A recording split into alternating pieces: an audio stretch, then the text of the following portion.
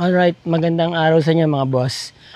Mga sir, actually magandang hapon, magandang umaga, magandang gabi. Kung saan man po kayo pati ng mundo nandoon. Re-vlog po tayo ngayon ng property beachfront. Actually, ang ganda ng lugar na to mga boss. Kapag napunta kayo dito, para kayong pumunta sa, parang liw-liwa vibe siya. Kung may mga nakapunta na po sa liw-liwa, parang ganito yung vibe dito sa lugar na to, pero less the crowd.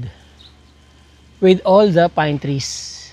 Ano, pati yung kanyang community maganda, neighbor. Itong paved road, ano po, maganda. So, ito yung binibentang beachfront Andun.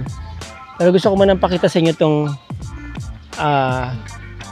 yung parang environment niya, yung ambience niya. Pagpapasok kayo dito sa beachfront property na binibenta. Yan. Tapos meron ding right of way dito papuntang beach. Ang daming pine trees, no. Na-preserve yung pine trees dito sa lugar na to, kaya hindi po mainit. Bukod sa pine trees, marami ding mga iba't ibang punong kahoy na nakatanim. So generally, yung environment dito sa lugar na to hindi mainit. Saka magaganda yung mga structures dito mga boss, mga sir. Now, na-vlog ko na to about 8 months ago I think, or more or less. Ito po yung manor. Dati 25 million ang price nito Ngayon, bumagsak na po yung presyo niya. Binaba na po ng may-ari. Nasa 20 million na lang po ngayon ang selling price nitong resort. Okay? Nakabakod na. Gated na po. Yan ang gate. Naka-pave na rin yung ibang grounds. Alright? Then, ito po yung isa sa mga building. Actually, may dalawang structures po dito, dalawang building. Ito, yung main at saka yung dun sa harap. May carport. So, ang tawag po nila sa lugar nito ay manor. Yung mga kahoy po na yan, again, is imported from New Zealand. According sa owner. Pati yata yung ginamit na kisame dito. Maganda pa yung building po. No? Very ideal nga dito sa tabing dagat. Wala kayong masyadong problema sa kalawang. Although may mga area dito, may mga parts na of course alam naman natin kapag tabing dagat po talaga kasi may mga kailangang i-repair dyan on the regular basis. Po. Pero maganda po tong kanyang location. Botolan, Zambales, mga boss, mga sir. Yan. Ito yung kabilang house. Po.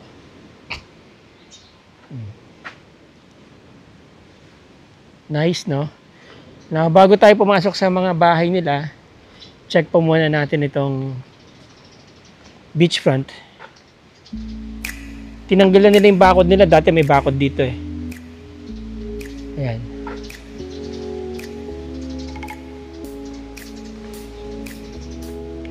Kung mapapansin nyo mga boss, mga sir, kulay itim yung buhangin, di ba? Hindi po yan dumi, hindi po yan ash or parang may nagsunog, no? Ano po yan? May natural element po kasi ang buhangin dito, iron ore. About 20% yata ng buhangin dito may iron ore. Kaya kapag nauulanan, lumalabas yung iron. Pero maganda po itong beachfront dito kasi every year nagbabago pong contour niyan. Alright? So yan Yun, hanggang doon yan. Now, ito pong area na to, halos malapit na rin po sa boundary ng Kabanggan. Doon lang ang Kabanggan. Okay? Ito yung beachfront niya. May mga puno ng talisay. Tapos, merong unang bahay dito.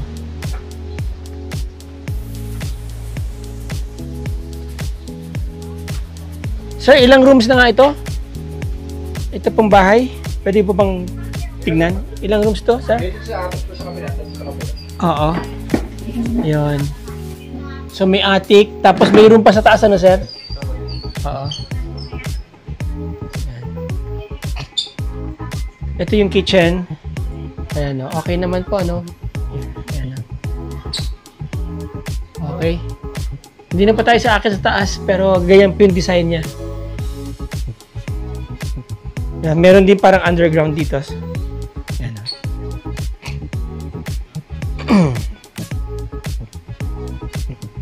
Dito. Tapos ito ang toilet and bathroom. Ayan.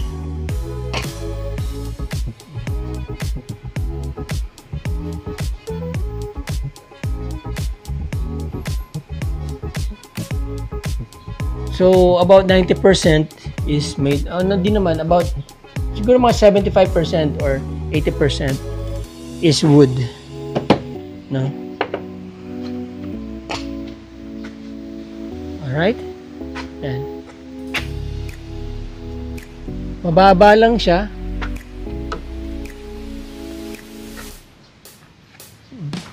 Nandyan yung attic. Tapos dito, meron pang area dito na pwede kayong maglagay ng, alam niyo na, mesa. Kapag meron kayong mga party-party, pwede nyo i-utilize itong area na to. Tapos may mga outside toilet and bathroom, shower, yan, outside lababo. So kapag may mga event kayo dito, no, hindi na kailangan pumasok ko sa loob ng bahay. May mga naka-linya na rin, mga wire siguro dyan sa ilalim ng lupa, no. Pwede nyo siguro buhayin yung mga lights na yan, ayun, no.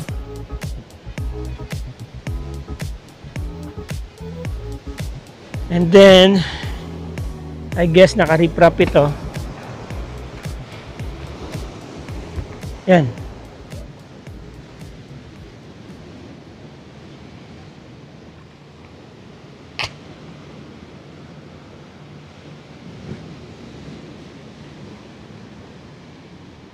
Kaya maganda rito kapag pinabakuran nyo to, gamitan nyo na lang po ng buho, ihilera nyo na lang pag kung gusto nyo i-close. Pero maganda rin kasing naka-open siya para kitang-kita nyo yung sunset dito. Nandiyan ang sunset eh. Right?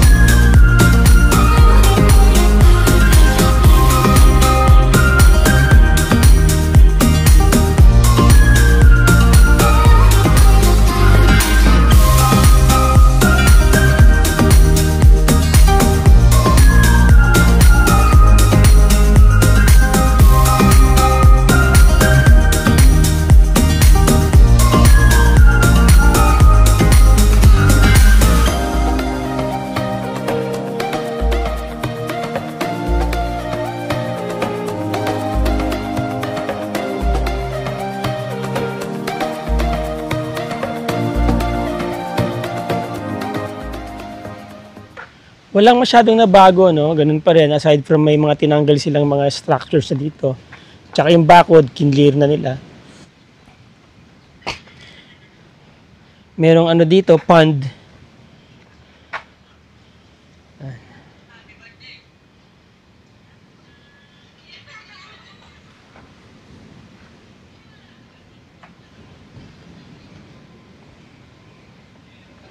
Alright, so tignan natin sa loob ulit. Now here, meron kayong lanay, mahaba. Pwede kayo mag-relax-relax. Malamig ang simoy ng hangin dito. Ayan.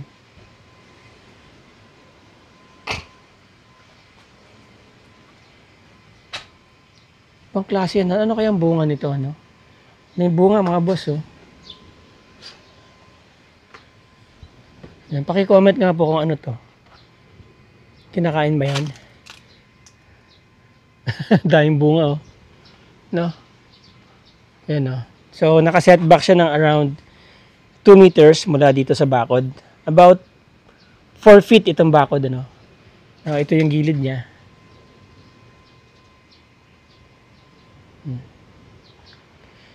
Nakasemento yung baba. Tapos, ito. Mga lugs no, na naka-interlink. Itong pinaka-wall niya.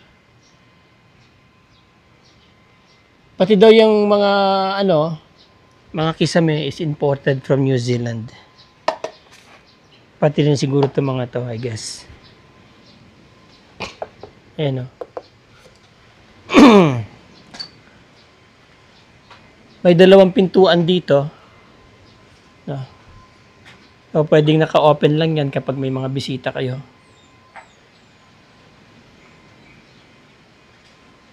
Mga kwarto, air-conditioned. And then, ito ang loob.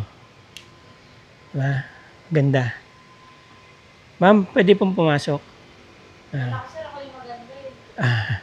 Maganda ka rin, sabi ng asawa mo. Alright, ang ganda ng loob ng bahay, mga boss, mga sir. Oh. No?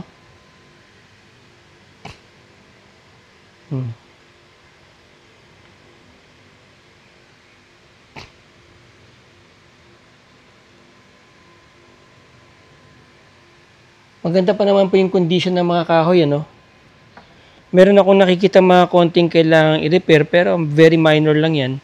So, you know what to expect when you schedule your visitation here. Yan, may mga ganito. Yan. Pwede nyo naman pong papalitan. Madali lang naman yan. Pag binakbak, madali lang pong i-retiles yan, mga yan. Pero, if I were you, pwede naman pong palagyan lang to ng mga fillings. Tapos, pinturahan lang uli.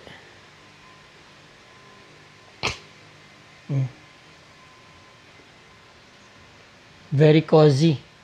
No?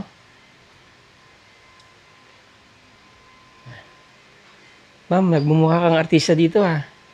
Parang parang celebrity lang ang dating, ha? Ma'am. Ang ganda, di ba? Nakaka-artista vibes, no, ma'am? Pag nandito ka, no? Kahoy, no? Oh, ayan, no? Mga kahoy dyan. Oh. Hindi na to. Ang ganda ng bahay.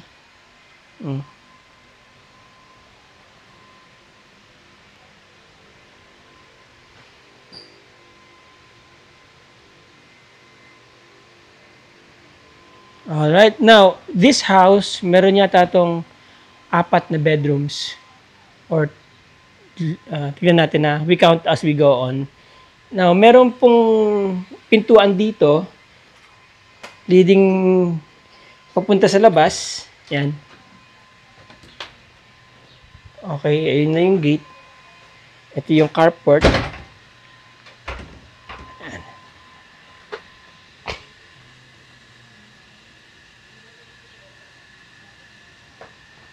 Right?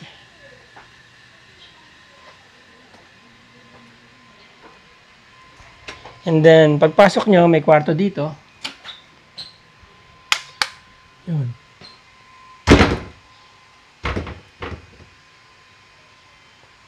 Okay.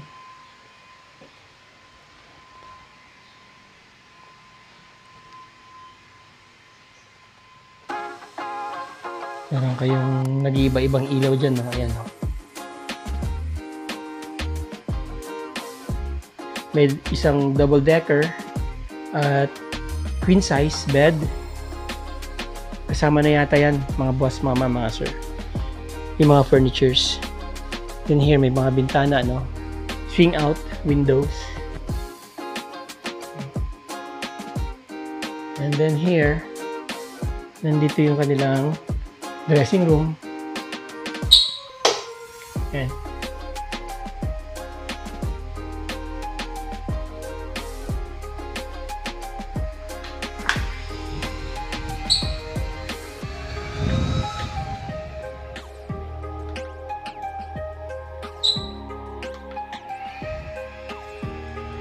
Tapos yan, comfort room.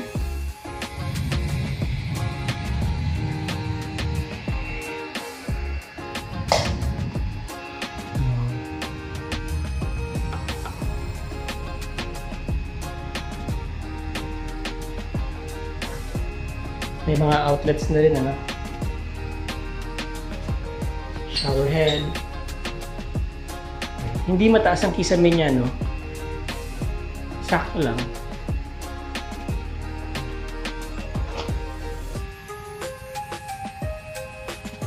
Alright.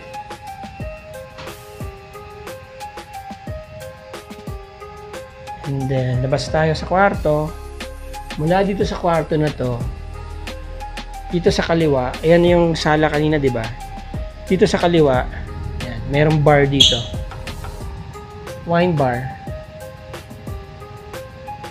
Or alcohol area. Okay? And then, ito na yung kitchen.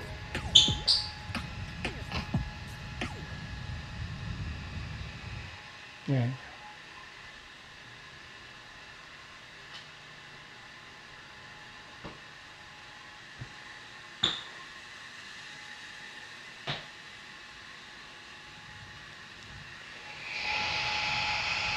Cabinets, window.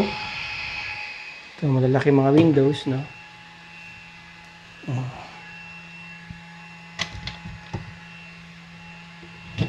Yan.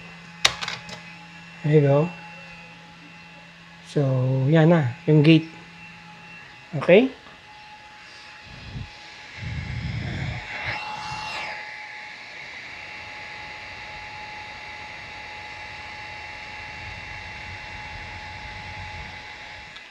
Malakas ang tubig. Deep well po sila dito. Pressure tank. Power pump. And then, hagdanan. Papunta sa second floor. Sa attic. So, here's the attic. Yun.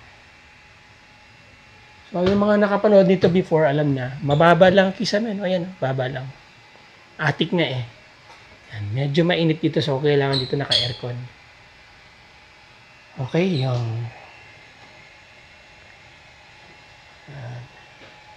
Dito may dalawang kwarto.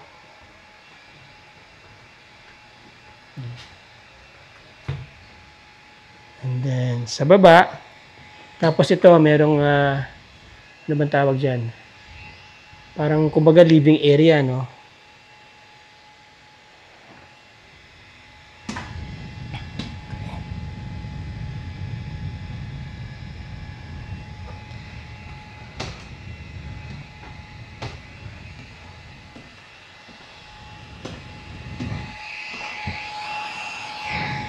And then here, may dalawang kwarto ulit dito. Dito naka-tiles na siya. Sa kwarto na to. Mayroong built-in cabinet na rin. Air-conditioned. Malaki bintana. Right?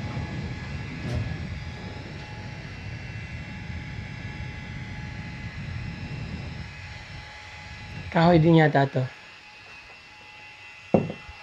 Okay, tapos dito, kwarto ulit. May dalawang double deckers dito. Corner windows, no? I mean, may dalawang bintana, nasa corner kasi ito. Yan. Cabinet.